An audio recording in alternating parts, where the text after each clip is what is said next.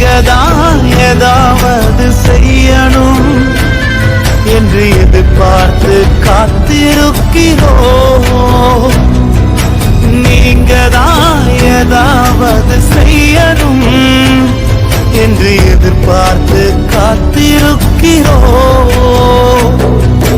நீ சொன்ன வார்த்தைய பிடித்துக்கொண்டு, நீ சொன்ன வார்த்தைய பிடித்துக்கொண்டு உங்க முகத்தைய நோக்கி இருக்கிறோம்.